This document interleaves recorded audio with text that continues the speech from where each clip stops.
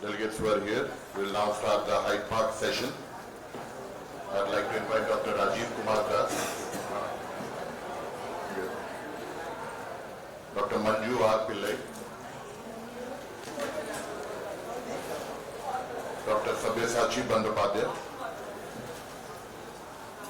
and Dr. Anupam Singh.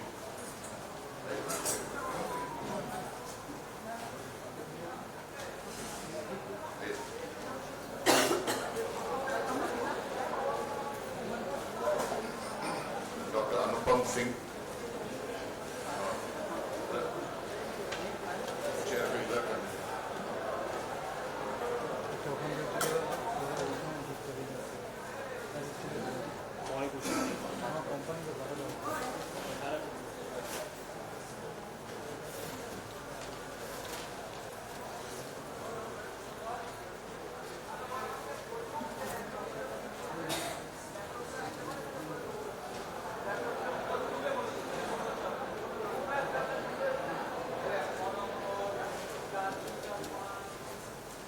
So, do we have Saubik Chattopadhyay here?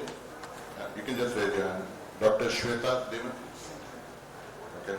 Dr. Saumik Manna? Sauvik Manna? Not here. Dr. Charu Prasad? Not here. Dr. Karnati Divija? Not there. Dr. Sucheta Parija?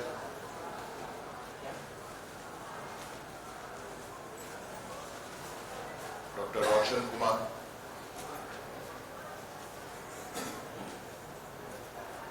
Dr. Nirmal Kumar? Dr. Anuradha Bishnoi?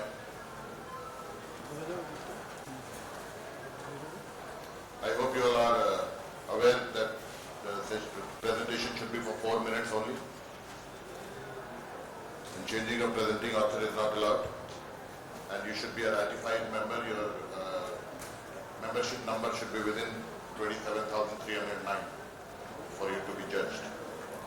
So we will start the first presentation. We will call Dr. Saubik Chattopadhyay.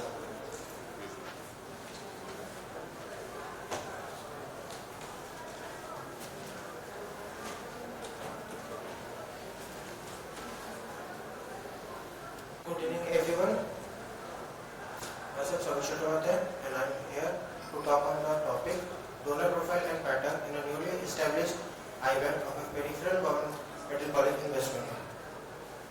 I have no financial interest. In India, the corneal blindness is the second most common cause of blindness, 8.2% in the population aged over 50 and 37.5% in those under 50 years of age. Along with that, in developing countries, this is driven mainly by trauma and infectious keratitis. The aim of the study is to analyze the profile of corneal donors in a newly established IBAN, focusing on donors' demographic, cause of death, consent providers, procurement and usage. This research aims to fill a gap in our understanding of IBAN contribution in the region with high corneal blindness rate, highlighting challenges in the early operational phase of the IBAN. This is a retrospective observational study conducted in Murshidabad Medical College and Hospital, West Bengal, focusing on corneal donors record from April 2022 to September 23. The results are 207 corneas were procured from 104 donors. The age distribution is, the mean age is 71.32 years with standard deviation of 11.58 years, and the range from 25 years to 92 years, with 58% were male. The main consent providers are their offsprings, after that their spouses and their siblings. Main cause of deaths were cardiovascular causes, followed by CV and the rest were respiratory causes. In the retrieval phase, the mean depth to retrieval time were 3 hours 37 minutes with a standard deviation of 1 hour and 11 minutes. The readable performance is mainly by our ERCs. The 72% of the readable were in the in situ excision into the epimedia and 28% were whole globe enucleation. In the utilization phase, 97% were done penetrating keratoplasty with 3% DAC. Optical penetrating keratoplasty was 67%, tectonic 13% and therapeutic 70%, with a utilization ratio of 54%. Discussion. The demographic profile of the donor at the newly established IBANK showed a majority of older donors with 92% above the age of 60 years. The offspring of the donor were the most frequent consent givers. The predominant cause of the death among donors were cardiovascular, respiratory and cerebrovascular accidents. The mean death to retrieval time was 3 hours 37 minutes, suggesting efficient ERCC. 114 keratoplasty were performed with a utilization ratio of 54%, which is comparable to other parts of the country. Penetrating keratoplasty is a predominant procedure performed in 97% of the cases. It is a retrospective study that limits the ability to establish causality and the bias. Reliance on the medical record is a limitation. These are my references. Thank you. Thank you, Dr. Sabik. Sir, you would like to ask a question? So, how many cases of keratoplasty surgery you have done in last 1 year in your institution? Here just in this study period 114 are done and right now at present above 190 are done. Thank you. Dr. Sabik, nice presentation. What are we trying to actually achieve? What are the relation between so many keratoplasties were done and what are the other complications that happen? What connection you were trying to make? How did it finally benefit or how will it benefit the ophthalmologist? First, to establish the efficiency of the ERC, the IBANK counselors and the procurement procedures. Apart from that, the quality of the cornea, the demographic of the recipient corneas, and to know the result of the output, we are giving it a startup cornea, the startup IBANK. Did you bring about any changes in your eye bank, the way it was functioning before and after doing this study? Were there any changes in the functionality of the eye bank? Yes, we are trying to do that. First, we are trying for doing laminar procedures mainly. Before that, the optical were done. Secondly, we are using our speculars regularly, specular microscopy for the better. That is not related to this study. No, after that. Okay, After that. thank you.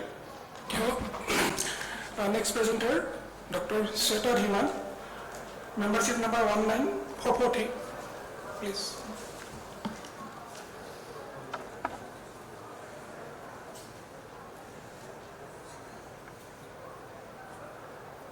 Good evening, one and all. I will be presenting a case of bilateral decompression retinopathy post-trabeculectomy in case of developmental glaucoma. So, coming to diagnosis and treatment of pediatric glaucoma, it's a challenging task, not only because of the visual impairment, but also due to these associated systemic conditions which needs to be identified. The timing of the diagnosis and therapy can save this age group from lifetime danger of blindness and visual impairment. Coming to the treatment, due to the refractory nature of this condition, surgical intervention is the main resort, and glaucoma filtration surgery in pediatric eyes is associated with many complications because of complex pathophysiology. One such complication is ocular decompression retinopathy, which was first reported by Fleschner et al. So here I am presenting a case of developmental glaucoma who was misdiagnosed as refractive error, and she presented to us with end-stage glaucomatous damage. So she is a 7-year-old female complaining of diminution of vision in both the eyes since 1.5 years. She was well back then. Noted visual acuity was 6/12 at that time. Her mother took her to local practitioner where she was given glasses and no dilated fundus evaluation was done. There is no family history, no history of drug use or allergic conjunctivitis. Systemically she was normal. Vision in the right eye was PR inaccurate and left eye 624 with accurate PR. Corneal diameter was 13. Right eye had RAPD with total glaucomatous optic atrophy and left eye had 0.9 cup. Gap readings were 48 and 42 in both the eyes. Gonioscopy showed open angles with faint TM pigmentation. So patient was started on oral acetazolamide with topical brinzolamide and timolol with intravenous mannitol, and the patient was taken up for trial with MNC. However, at post of day 1, her vision dropped to finger counting 1 meter. NDH was formed, blood was good, gap reading was 14. and this was because of this finding, dense ODI involving the posterior bone. But we took the patient under the conservative approach and we planned the right eye for trap with NLC. In the right eye also the vision remained same, AC was formed, blood was good, GAT rating was 15, but we see this dense ODI in the right eye at the posterior bone. Still we managed the patient conservatively, and these are the serial fundus changes at day 1, 1 month and 2 months, which is showing the gradual spontaneous resolution of the dense ODI in both the eyes. At the 2 months, in the seen eye, the vision was fixated with mild syndrome. So decompression retinopathy is a rare complication following GFS. And the mechanism stands here that hypotonia, which is due to the sudden decrease in the IOP, that leads to rapid increase in central retinal artery flow and hence increasing the retinal capillary perfusion pressure beyond its autoregulatory capacity, resulting in hemorrhages. So the reported incidence of ODI is 5.2 and 3.03. In literature, we have seen only 2 cases of ODI in pediatric eyes.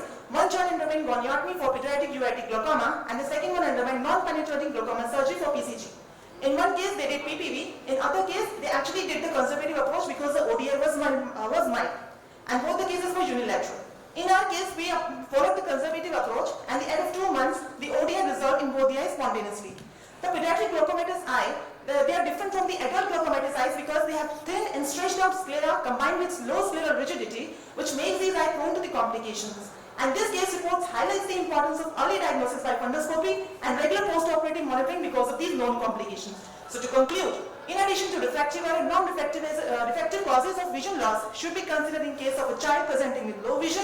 A comprehensive understanding of young eyes is essential for better treatment and timely referral, impacting the prevalence of pediatric blindness. Dilated fundus evaluation in all the young eyes, and last but not the least is the awareness of the parents. Thank you. The child had PL vision in the right eye, so doing a trap in the right eye was very risky actually. Ma'am, it was actually risky in both the eyes, but the pressures were 35 post-monitor, so we had to actually decrease the IOP in the non-seeing eye also. Yeah, it would have been a cyclodestructive procedure which would have been a better option. Ma'am, right now the pressures are controlled, they are 15 without any anti-glaucoma medications. In future, if needed, of course, cyclodestructive. Have you seen the blood removed drum? It was not, sir, because the patient was operated under GA and we always do CBC before this thing, under GA.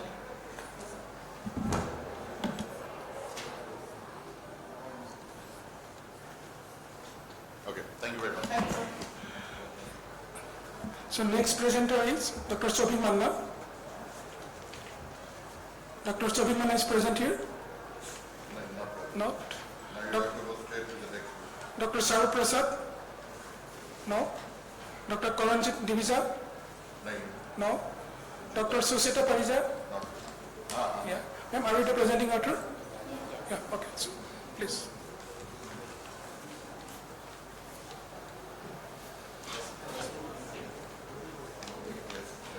A very good afternoon to you all. I will be speaking on analysis of training and mental health status among surgical residents by machine learning models. I have no financial interest in this presentation.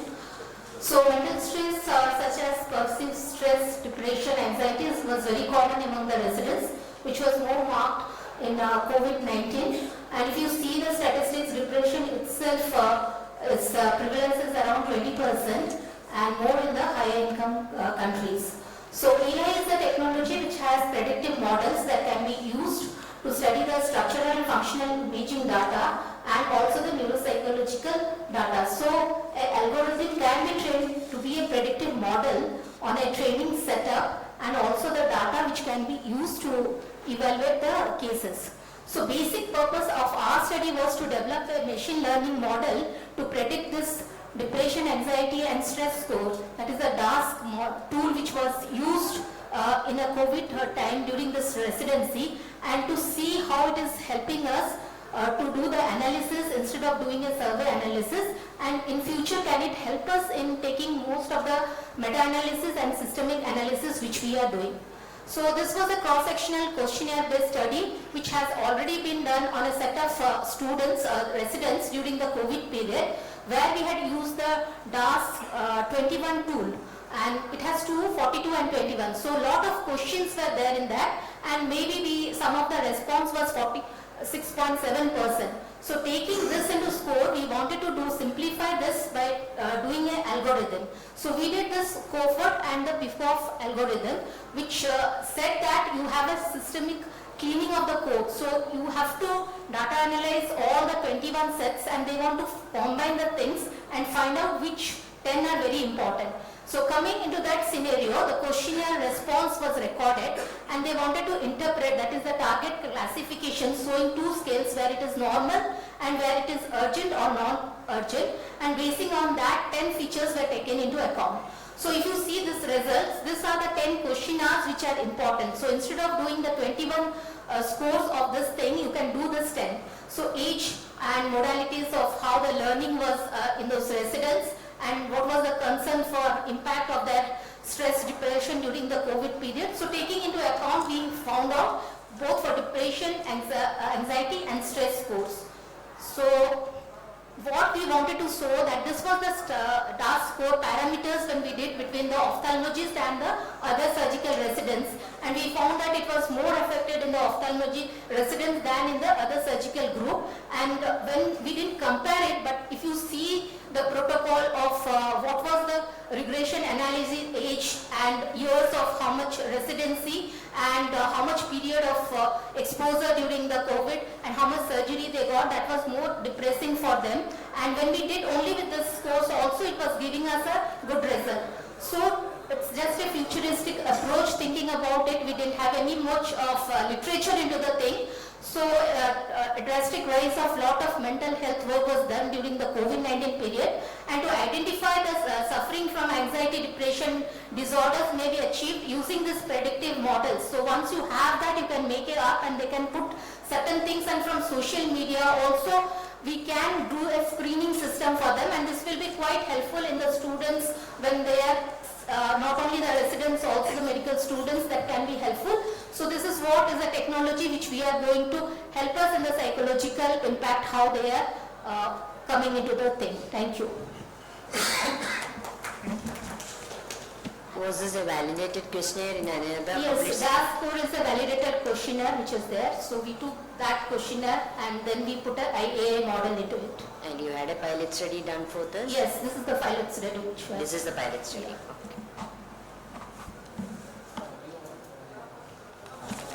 Thank you, ma'am.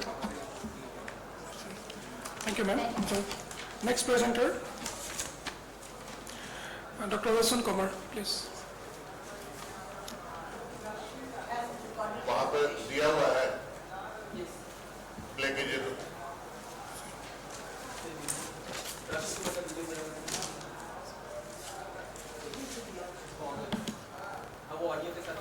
coincidental detection of polymicrobial growth.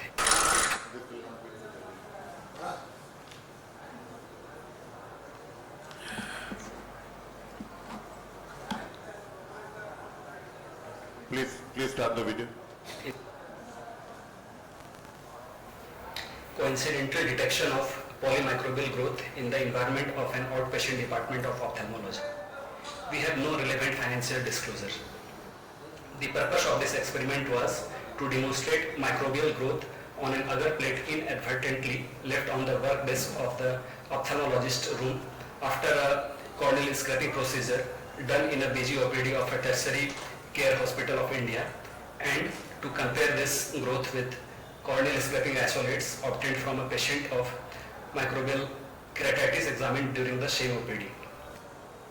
In the ophthalmology outpatient department of a tertiary hospital of East India, it is routine practice to inoculate culture plates and test tubes for bacterial and fungal culture following scraping of corneal ulcers of suspected microbial origin.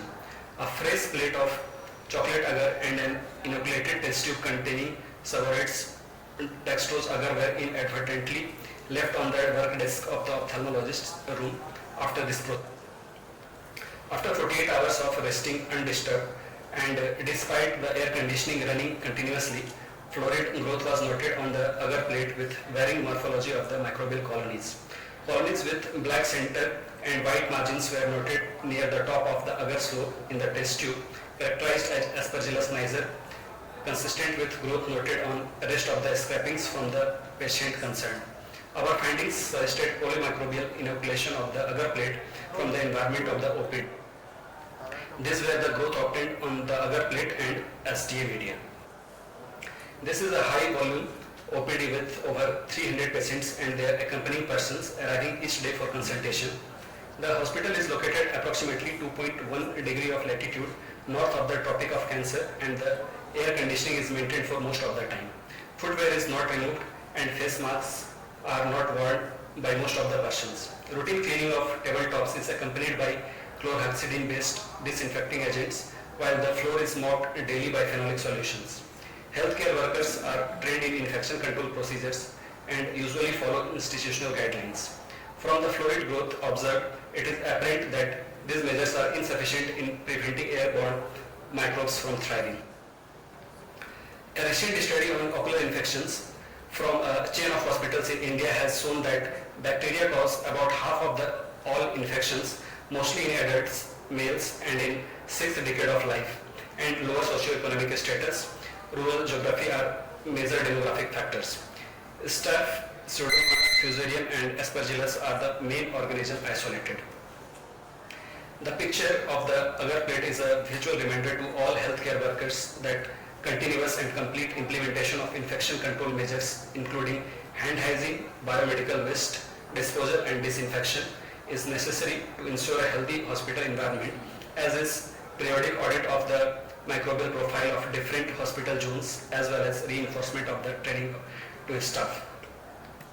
These are my references. Thank you so much. Thank you. Thank you, ma'am. Next. Next presenter, Dr. Nirmal Kumar. Please.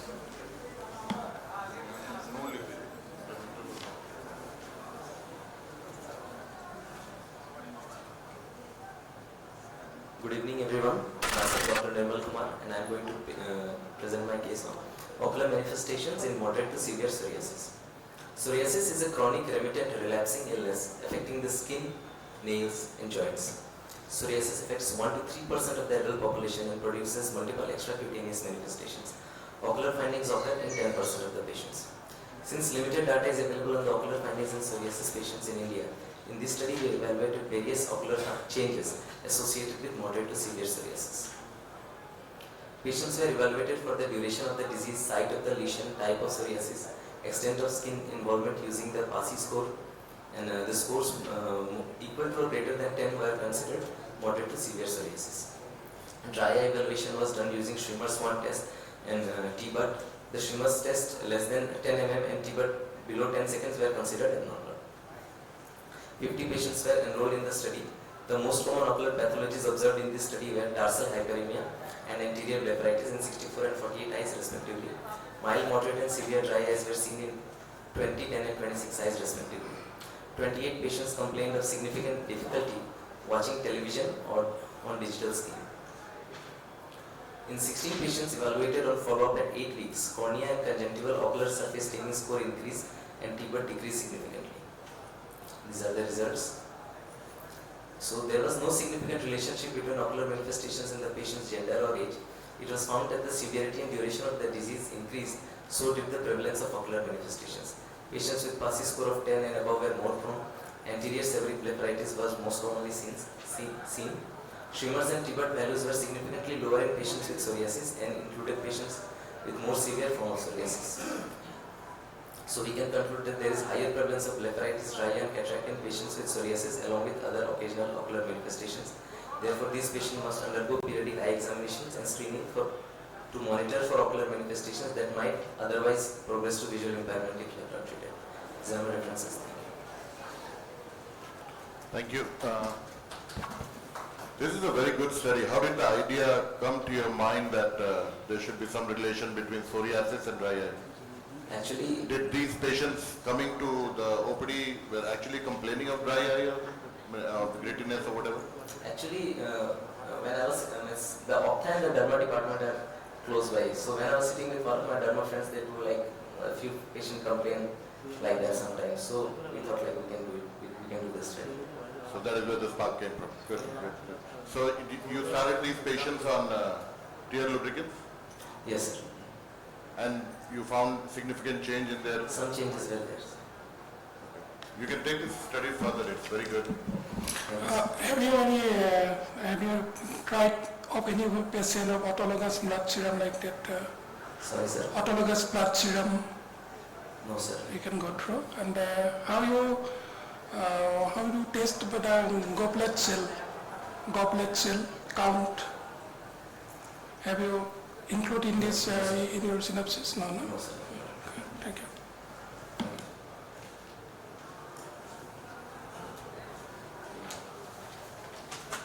Dr. Anuradha Bishnoi.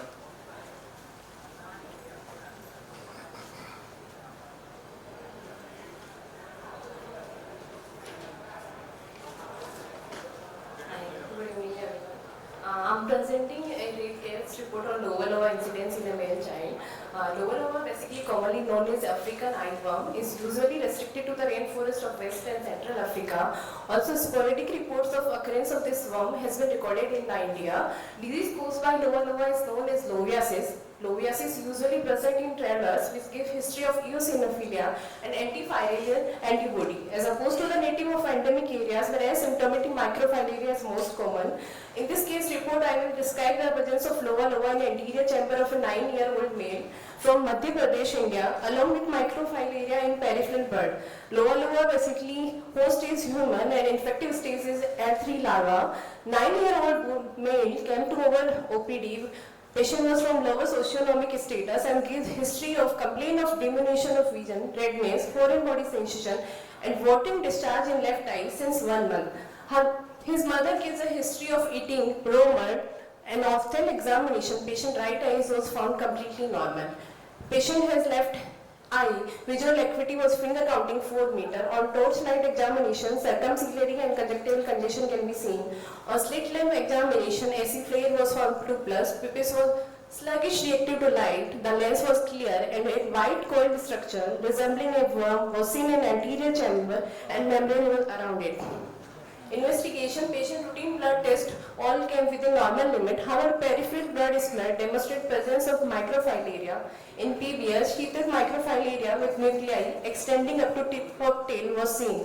Finding was suggestive of lower. Patient was then taken for surgery. Under aseptic precaution, left eye was prepared. With 1.1 MBR, we made 2 side port and worm was removed with the help of vitrectomy forceps. Membranectomy was done, followed by AC wash. Worm sample then was sent for microbiology department for examination.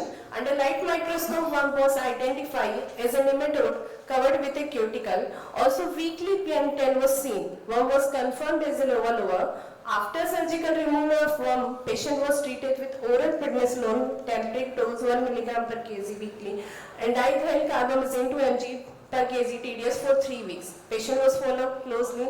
On follow-up, BCVA improved to 6/6 parts on distance line chart. Also, symptom of vomiting and pain resolved. Take-home message is loviasis disease closely related to improper hygiene and sanitary condition. Therefore, prevention by health education of the population is important aspect of disease control. We can detect early and treat early. Early treatment is essential to prevent individual disability and safeguard visual prognosis. Thank you. Thank you. How do you differentiate it with diarrhea? Suppose it may be a case of diarrhea-filariasis. It is very prevalent in this tropical zone also. But when we are confirming in light microscopy, how can you confirm it, establish a diagnosis? What? So from morphological features, patient, the morphological features of lower tail was slightly bent. It's a gross anatomy. It's a gross anatomy, microanatomy. What about the microanatomy and the other histopathological examinations? You can try it for. Even you can assess the electron microscopy and gene polymorphism. Then it is a conclusive diagnosis and conclusive establishment. You have done this work yourself? In our OPD, yes, sir. I assisted, I'm a resident, I assisted my ma'am. How was the worm removed? Sir, ma'am removed 2 forces, vitrectomy forces, 2 side port were made and vitrectomy forces, worm was removed. So you were actually cutting the worm? I assisted, yeah. Probably I think the whole thing in total should be taken out. Yeah. Because if there's any leakage of the from the worm that will cause more reaction. Toxic reaction. You can also approach the Indian Council of Medical Research nearby. Thank you, sir. Anybody else has a question? Thank you. That brings us to the end of this session.